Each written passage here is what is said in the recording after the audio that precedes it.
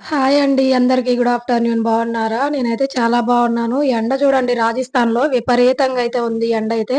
అసలు చూడండి పట్టపగలైతే 45 డిగ్రీస్ ఎండ ఉన్నట్లుంది. నేనైతే స్కూల్ దగ్గరికైతే ఎళ్తున్నాననమాట పాపని తీసుకొద్దాం అని జెప్పేసి. అమ్మ బాబోయ్! వాకింగ్ చేసుకుంటూ ఎళ్తుంటే అసలు నాకైతే రొప్పొచ్చేసిందనమాట. చాలా అంటే చాలా ఎండ ఉందండి. యాక్చువల్‌గా ఇది రెయినీ సీజన్ అయినా గాని వర్షాలైతే చాలా తక్కువగా అయితే ఉన్నాయన్నమాట. ఎళ్తుంటే ఇదిగైతే కనిపిచ్చింది. ఇదొచ్చేసి గోధుమలు కోసే మిషనండి. గోధుమలు, మళ్ళీ ఉప్పు శనగలు, వేరుశెనగ ఇవన్నీ కోస్తారనమాట. ఇవొచ్చేసి చూడండి పెయింటింగ్ అయితే చాలా బాగా నచ్చింది నాకైతే గోడ మీద భలే ఏశారు గదా!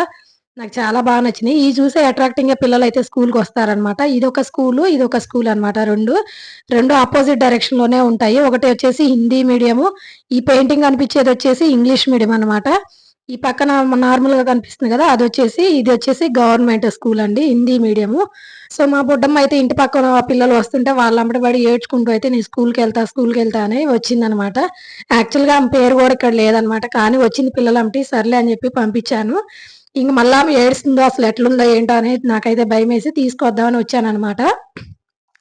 అప్పటికి పిల్లలు కొంతమంది ఎళ్ళిపోతూ ఉన్నారు. 12:30 అయ్యింది. 1:00కి హాలిడే. కానీ అప్పటికి ఎళ్ళిపోతా ఉన్నారు. ఇంకా నేనొచ్చింది చూసుకోకుండా గూడా మా బుడ్డమ్మయితే చూడండి ఎలా ఆడుతుందో. అదిగోండి ఆ మిడ్డీ యేసుకుంది గదా! Red colour. ఆమేననమాట. అదిగో పక్కనున్న పాప అయితే చెవుతుంది మీ అమ్మొచ్చిందని. అప్పటి వరకు గూడా చూసుకోలేదు మా బుడ్డమ్మనమాట.